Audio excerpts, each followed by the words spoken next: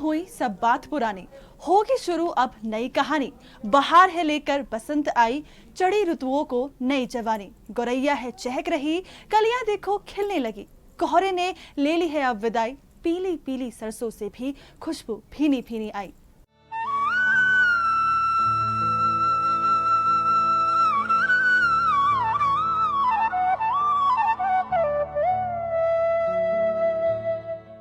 वंदे मातरम, आप देख रहे हैं नेटवर्क 10 और मैं हूं आपके साथ सृष्टि राणा। हिंदू धर्म में माघ मास का बहुत महत्व माना जाता है क्योंकि इस माह में कई प्रमुख और पावन त्योहार पड़ते हैं, खासकर बसंत पंचमी का त्योहार। इस पावन दिन को देवी सरस्वती के अवतरण दिवस के रूप में भी मनाया जाता है। इस दिन देवी सरस्वती की विधि विधान से पूजा की जाती है। लेकिन बसंत पंचमी सिर्फ इसलिए ही नहीं बल्कि कई अन्य मान्यताओं के लिए भी मनाया जाता है। आइए जानते हैं क्या है बसंत पंचमी के धार्मिक और अन्य महत्व। बसंत पंचमी हिंदुओं का प्रमुख त्योहार है। बसंत पंचमी को श्री पंचमी और ज्ञान पंचमी भी कहा जाता है।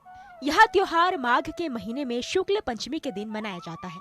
इस दिन विद्या की देवी माँ सरस्वती की पूजा की जाती है।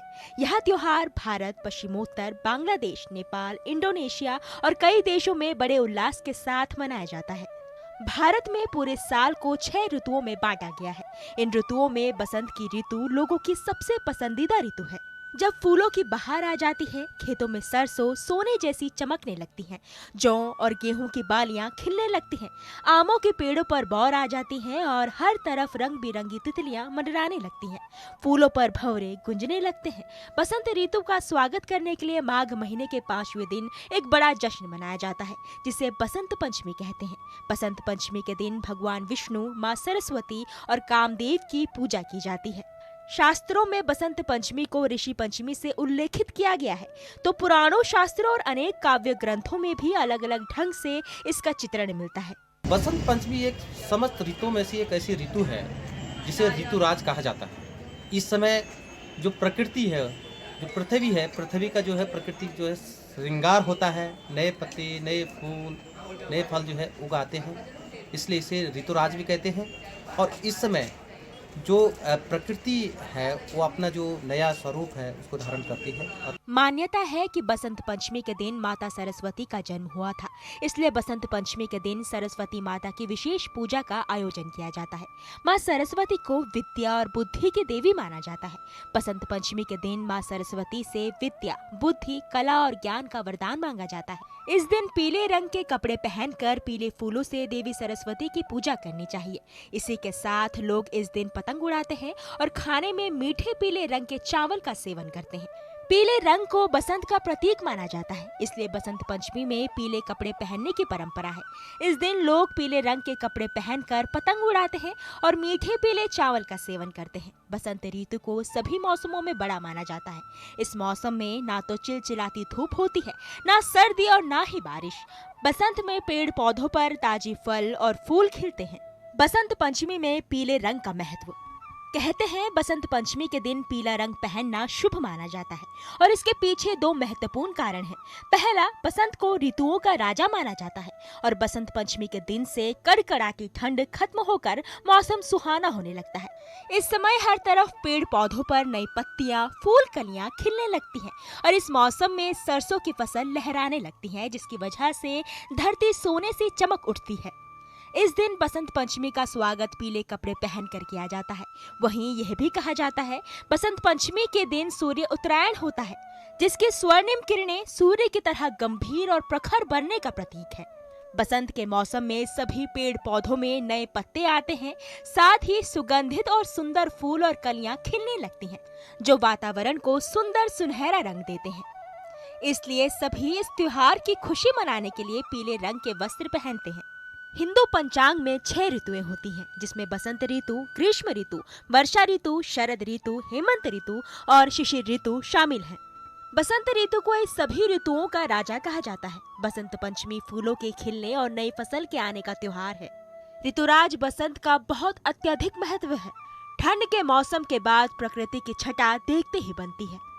इस मौसम में खेतों में सरसों की फसल, पीले फूलों के साथ आम के पेड़ पर आए बोर, चारों तरफ हरियाली और गुलाबी ठंड मौसम को और भी खुशनुमा बना देती है। यदि सेहत की दृष्टि से देखा जाए तो यह मौसम बहुत ही अच्छा होता है। इंसानों के साथ साथ पशु पक्षियों में भी चेतना का संचार होता है। इस ऋतु को कामबान के लिए भी अनुकूल माना जाता है। यदि हिंदू मान्यताओं के अनुसार देखा जाए तो इस दिन देवी सरस्वती का जन्म हुआ था। यही कारण है कि यह त्योहार हिंदुओं के लिए बहुत खास है। इस त्योहार पर पवित्र नदियों में लोग स्नान आदि करते हैं। इसके साथ ही बसंत मेले का भी आयोजन किया जाता है।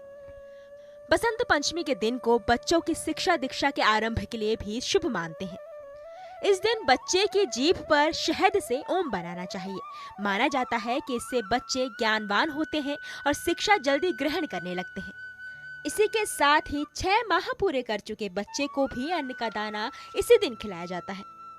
अन्नप्राशन के लिए यह दिन अत्यंत शुभ है। बसंत पंचमी को परिणय सूत्र में बंधने के लिए भी बहुत सौभाग्यशाली माना जाता है। इसी के साथ साथ गृह प्रवेश से लेकर नए कार्यों की शुरुआत के लिए भी बसंत पंचमी के दिन को शुभ माना जाता है।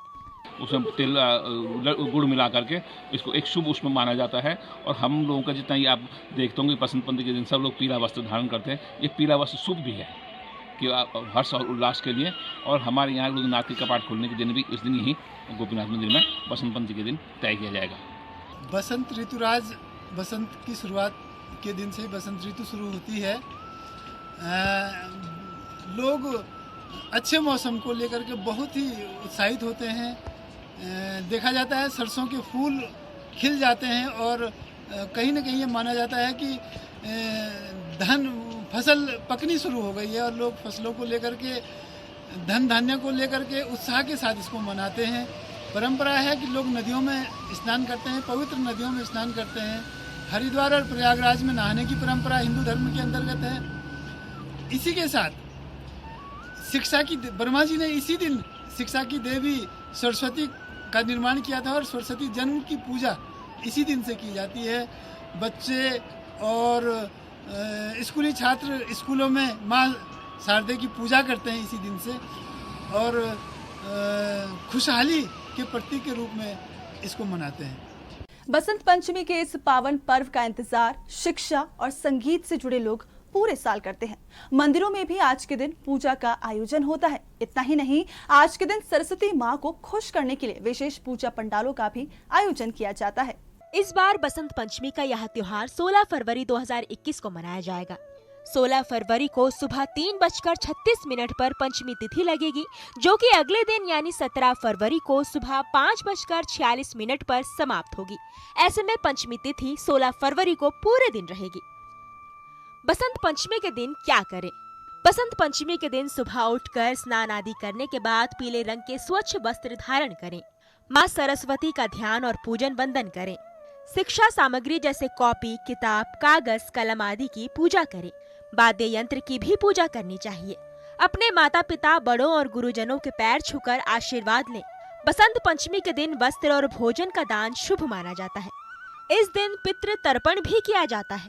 कोई नया शुभ कार्य करने के लिए बसंत पंचमी का दिन बहुत शुभ रहता है। बसंत पंचमी पर क्या ना करें?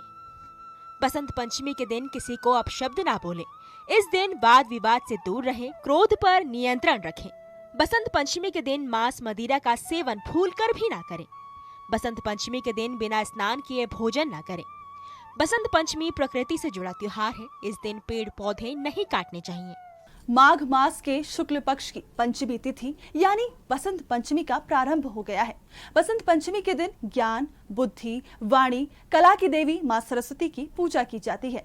बसंत पंचमी के दिन सरस्वती पूजा की एक कथा प्रचलित है, जिसमें मां सरस्वती के प्रकट होने और भगवान श्री कृष्ण से मिले आशीर्वाद का वर्णन मिलता है। आइए आगे जानते हैं सरस्वती पूजा की प्रसिद्ध कथा के बारे में। सरस्वती पूजा कथा। पौराणिक कथा के अनुसार सृष्टि के पालनहार भगवान विष्णु की आज्ञा से संसार के रचयिता ब्रह्मा जी ने मनुष्य योनि बनाई।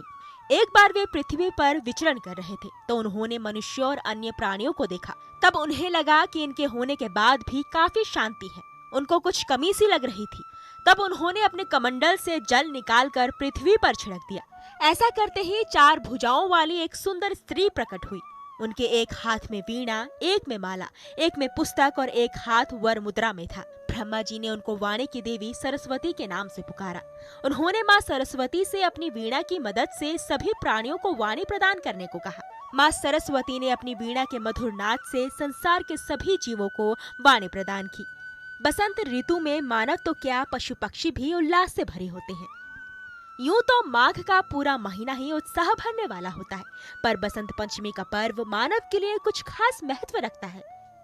प्राचीन काल से इसको ज्ञान और कला की देवी माँ सरस्वती को समर्पित किया गया है। माँ सरस्वती को बागेश्वरी, भगवती, शारदा, वीणावादिनी और वाग देवी सहित अनेक नामों से पूजा जाता है। संगीत की उत्पत्ति करने के कारण वह संगीत की देवी हैं। पुराणों के अनुसार बसंत पंचमी के दिन माँ सरस्वती ने अपने संगीत से पृथ्वी में जीवन और चेतना भरी थी, जिस कारण माँ शारदा के साथ इस दुनिया की भी उत्पत्ति हुई। इस कारण हिंदू धर्म में बसंत पंचमी के दिन विद्या, चेतना की देवी सरस्वती की पूजा की जाती है। मनन से मनुष्य बनता है, मनन बुद्धि का ही विषय है। बिना विवेक मनन के मनुष्य को जानवरों जैसा जीवन बिताना पड़ता है, इसलिए ज्ञान का सबसे ज्यादा महत्व है।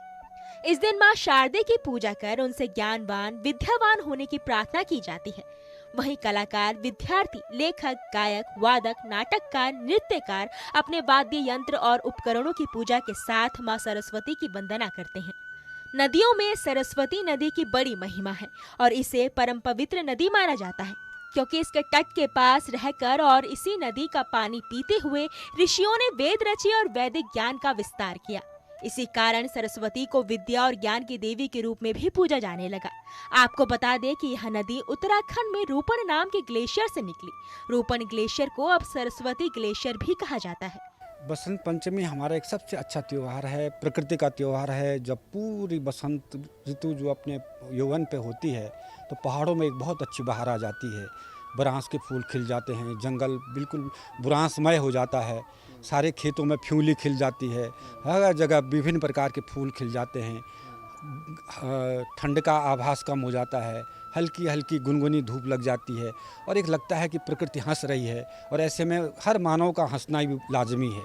और ऐसे बसंत ऋतु में अगर कोई प्रकृति को भूल जाए तो शायद सबसे बड़ा अपराध होगा। और इस समय हमें प्रण लेना चाहिए कि जिस तरह से प्रकृति अपना रंग बदल रही है, जिस प्रकार से प्रकृति अब हमारे जीवन के लिए अपने नए कलेवर को लेकर के हमारे अंदर एक जीवन संचार कर रही है, हम इसका स्वागत करें। और स्वागत करें एक पेड़ लगा करके। हम पेड़ लगाएं, पेड़ बचाने का संकल्प लें, हम धरती को बचाने का संकल्प लें। और इससे बड़ा प्रकृति का त्यौहार और क्या हो सकता है कि हम इस बसंत पंचमी को प्रकृति के त्यौहार के रूप में मनाएं और इसको सजाने की कोशिश करें, इसको बचाने की कोशिश करें। और फिलहाल वक्त हो चला है छोटे से ब्रेक का। आप बने रहिए नेटवर्क 10 के साथ।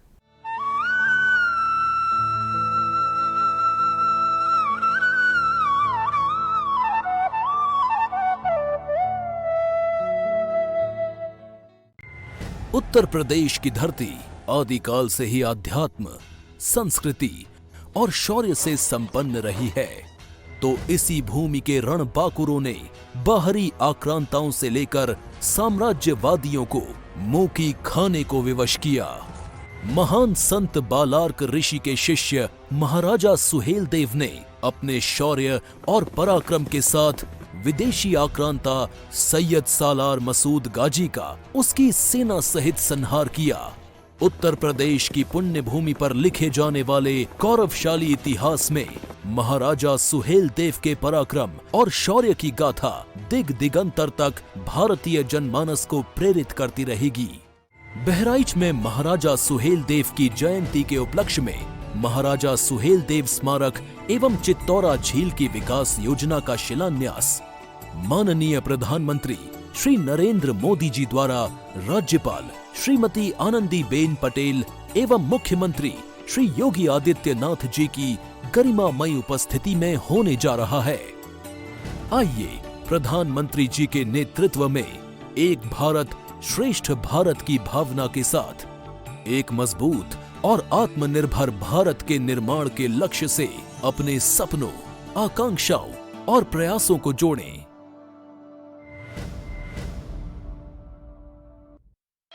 क्या आप में है गीत संगीत का हुनर?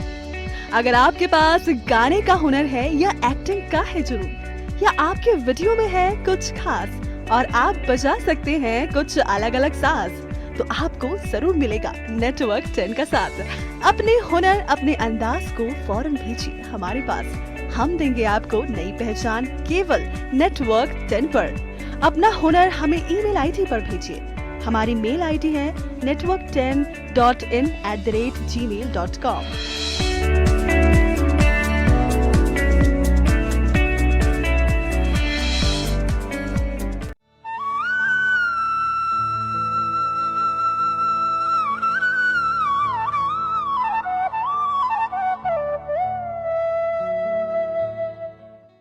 ब्रेक के बाद आप सभी का स्वागत है नेटवर्क 10 पर।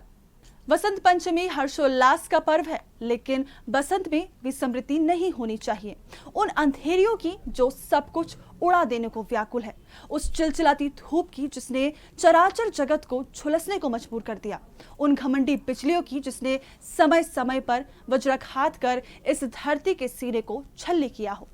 आज राष्ट्र जीवन में जब हम बसंत का अनुभव कर रहे हैं तो उन आत्माओं का स्मरण करना भी बनता है जिन्होंने इतिहास की षष्ठ ऋतुओं के आघात को सहा। बसंत पंचमी केवल उत्सव का ही नहीं बल्कि भक्ति, शक्ति और बलिदान का प्रतीक भी है, जिनको शायद हमने आज के गतिवान समय में भुला दिया है।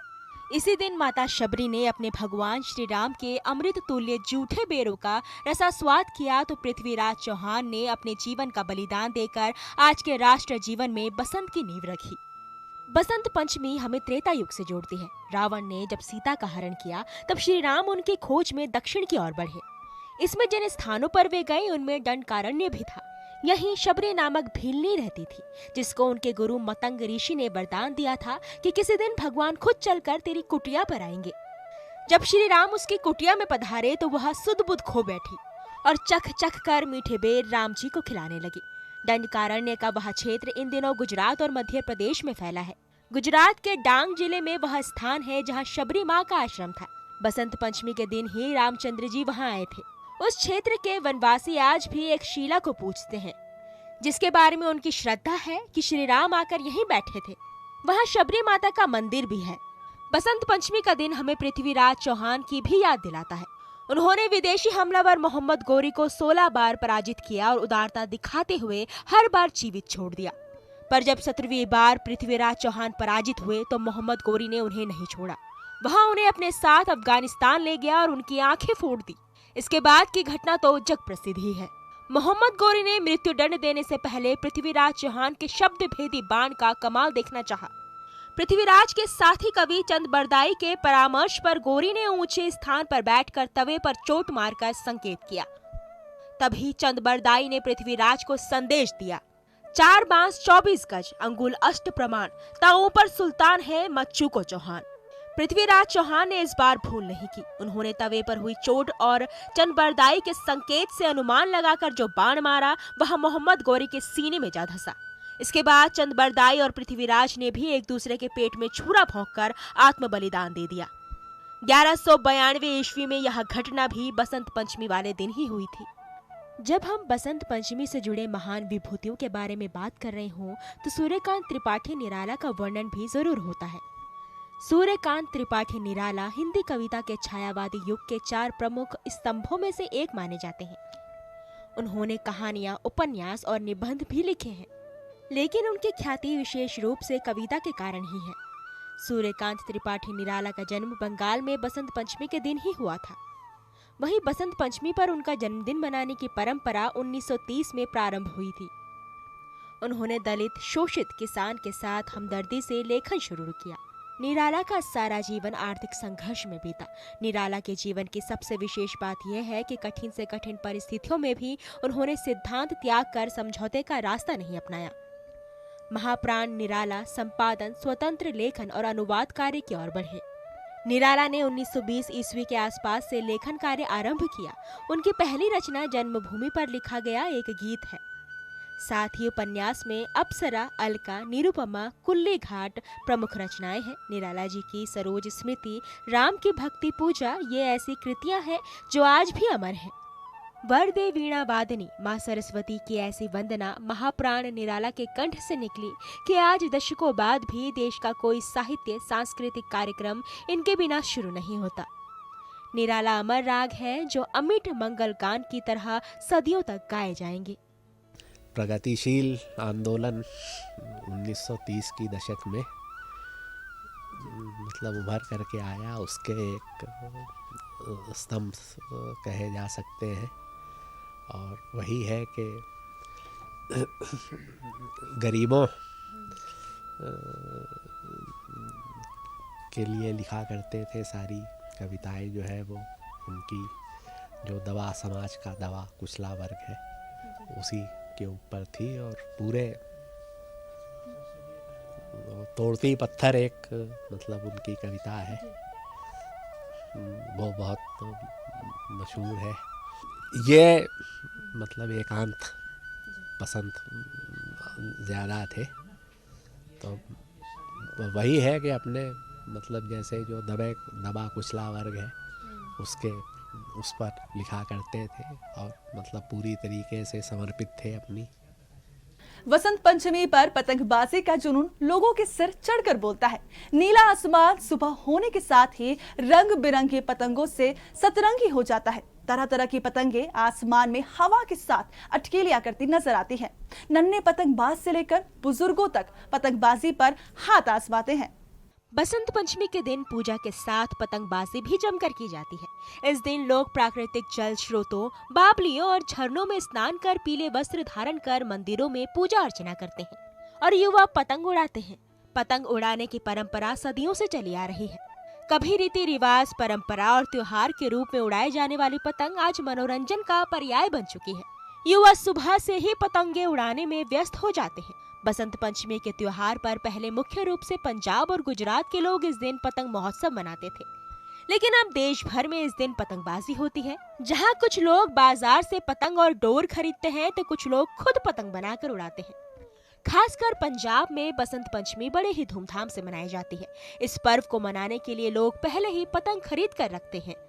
पंजाब में लोगों के त्योहार मनाने की उत्सुकता देखते ही बनती है। सुबह से ही लोग अपनी छतों पर पतंगबाजी और पंजाबी गानों की धुन पर भांगड़ा डालकर बसंत पंचमी के पर्व का खूब लुत्फ उठाते हैं और जमकर पतंगबाजी करते हैं।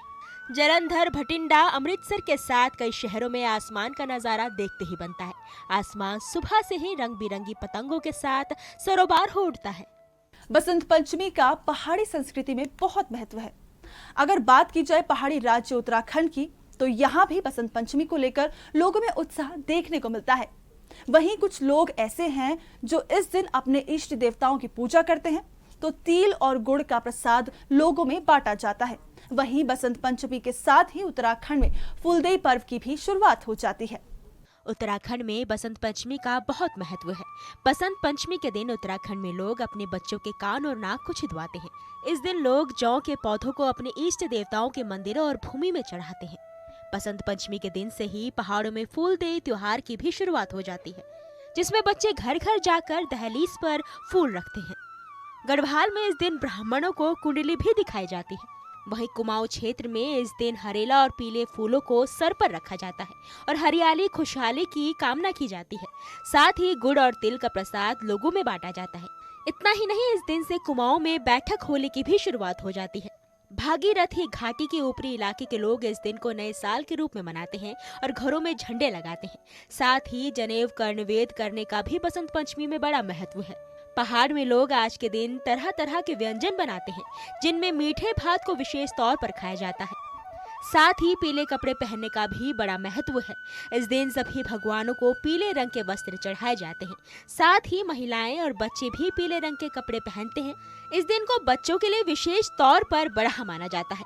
बच्चों को इस दिन नए कपड़े दिए जाते हैं। साथ ही लड़कियों को मां शारदा का रूप मानते हुए गहने और पैसे दिए जाते हैं और पुस्तक, कलम और वाद्य यंत्रों की पूजा की जाती है। हमारे गढ़वाल के अंदर बसंत पंचमी को मनाने का एक अनूठा तरीका भी देखने को मिलता है। हम लोग जौ की पूजा करते हैं। इस दिन हरे रंग का जौ हरियाली का प्रतीक और सरसों, पीले रंग की सरसों समृद्धि का प्रतीक, इसकी पूजा करते हैं।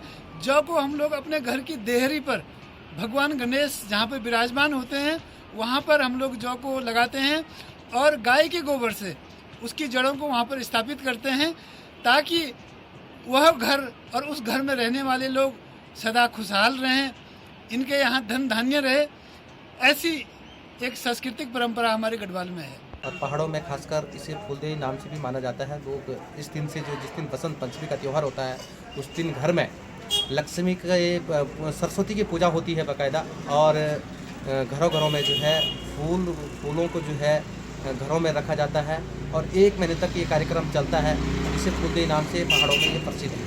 बसंत पंचमी के दिन उत्तराखंड के जनपद पौड़ी में कोटद्वार से लगभग 14 किलोमीटर की दूरी पर कण्वा आश्रम ऐतिहासिक और सांस्कृतिक महत्व का स्थल है। यहाँ पर हर साल बसंत पंचमी पर्व पर 2 दिवसीय सांस्कृतिक कार्यक्रमों का आयोजन होता है, जिसमें हजारों की संख्या में दर्शक मौजूद रहते हैं। आपको बता दें कि वर्ष 1956 में अविभाजित उत्तर प्रदेश के तत्कालीन मुख्यमंत्री डॉक्टर संपूर्णानंद जब इस क्षेत्र में आए तो उन्होंने जनता की मांग पर तत्कालीन जिलाधिकारी गढ़वाल को इस स्थल के विकास के निर्देश दिए थे, जिसके बाद इस स्थान पर वन्य जंतु विहार की स्थापना के साथ साथ कण्वा आश्रम विकास समिति का भी गठन हुआ। यह समिति पंचमी कण्वा आश्रम के ऐतिहासिक और प्राचीन गौरव का बोध कराने के अवसर में हर साल बसंत पंचमी के पावन अवसर पर एक मेला आयोजन का भी निर्णय लिया गया। यह समिति अब कण्वा आश्रम मेला और विकास समिति के नाम से जानी जाती है और पर्यटन विभाग के सहयोग से प्रतिवर्ष बसंत पंचमी जैसे शुभ पर्व पर यहाँ पर विशाल मेले का आयोजन होता है, जिसमें सांस्कृतिक कार्यक्रमों, खेलकूद प्रतियोगिता का आयोजन स्थानीय शिक्षण संस्थानों और सांस्कृतिक दलों के माध्यम से संपन्न होता है। विकास प्रदर्शनी आदि का भी इस अवसर पर आयोजन किया जाता है। यह समिति इस स्थान के प्राचीनतम गौरवपूर्ण इतिहास का जन सामान्य को बोध कराती है और इस क्षेत्र के विकास के लिए शासन और पर्यटन विभाग का ध्यान आकर्षित करती है। बसंत पंचमी एक ऐसा त्योहार है जिस दिन विद्या की देवी मां सरस्वती की पूजा अर्चना की जाती है, साथ ही हवन पूजन भी करवाया जाता है। इस समय बसंत ऋतु का आगमन होता है और नए नए खुशबू वाले सुगंधित फूल खिलने लगते हैं, जिससे पूरा वातावरण महकने लगता है और प्रकृति की सुंदर छवि नजर आने लगती है। जिस तरह से ये त्योहार वातावरण को खुशनुमा बनाता है, उसी तरह आपका जीवन भी खुशियों से गुलजार रहे। इसी कामना के साथ मुझे दीजिए इजाजत। आप देखते रहिए नेटवर्क 10। जय हिंद।